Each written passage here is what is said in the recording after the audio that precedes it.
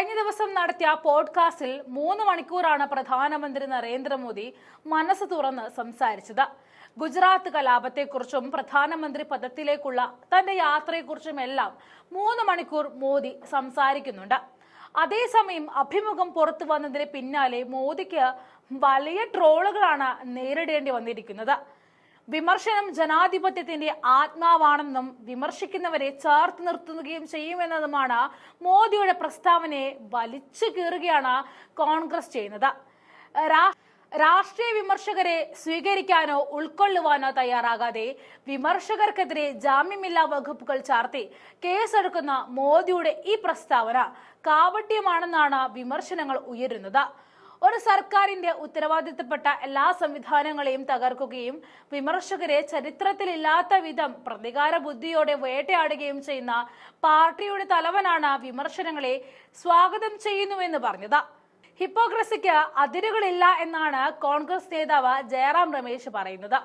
വിമർശനം ജനാധിപത്യത്തിന്റെ ആത്മാവാണെന്നും വിമർശിക്കുന്നവരെ ചേർത്ത് നിർത്തണമെന്നുമാണ് മോദി വ്യക്തമാക്കുന്നത്. വിമർശന കാരണം നിങ്ങളുടെ അടുത്ത സുഹൃത്തുക്കളാണെന്ന് പുരാണങ്ങൾ പോലും പറഞ്ഞിട്ടുണ്ട്. എന്നാൽ ആരോപണങ്ങൾ വിമർശനമല്ല. ഇക്കാലത്ത് യഥാർത്ഥ വിമർശനങ്ങൾ ഉണ്ടാകില്ല എന്നും മോദി പറയുന്നുണ്ട്. തനിക്കെതിരെ ഉയരുന്ന ആരോപണങ്ങളെ എങ്ങനെ നേരിടുന്നു എന്ന ചോദ്യത്തോട് പ്രതികരിക്കുമ്പോഴായിരുന്നു മോദി നല്ല പിള്ള ചമഞ്ഞത്. എതിർ ശബ്ദങ്ങളെ അടിച്ചമർത്തുന്ന മോദി തന്റെ നയങ്ങളെ തന്നെ ബന്ധിക്കുകയാണ് ചെയ്യുന്നതെന്ന വിമർശനവും ഉയർന്നു വരികയാണ്. തന്റെ ചെറുപ്പകാലത്തെ കുറിച്ചുള്ള മോദിയുടെ പരാമർശങ്ങൾക്കെതിരെയും സാമൂഹ്യ മാധ്യമങ്ങളിൽ വിമർശനങ്ങൾ നിരവധിയാണ്.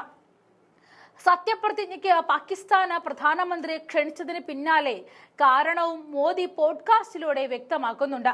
സമാധാനത്തിനായും ശക്തമായ ശ്രമമാണ് താൻ നടത്തിയതെന്നാണ് മോദിയുടെ വാദം.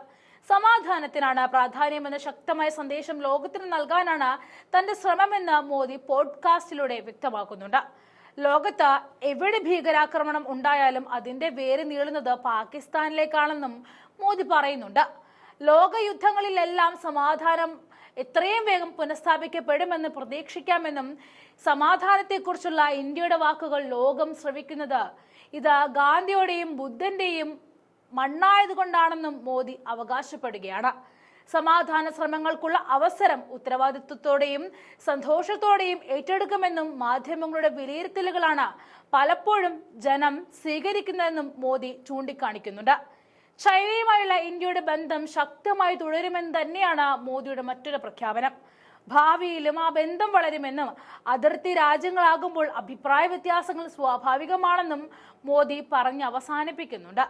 ഗുജറാത്ത് കലാപത്തിൽ തന്നെ കരുവാക്കാൻ രാഷ്ട്രീയ എതിരാളികൾ എല്ലാ ആയുധവും പ്രയോഗിച്ചുവെന്ന് പറഞ്ഞ മോദി അത്തരം നീച ശ്രമങ്ങളെല്ലാം കോടതികൾ തള്ളിക്കളഞ്ഞുവെന്നും ചൂണ്ടിക്കാട്ടിയാണ് പോഡ്കാസ്റ്റ് അവസാനിപ്പിക്കുന്നത്.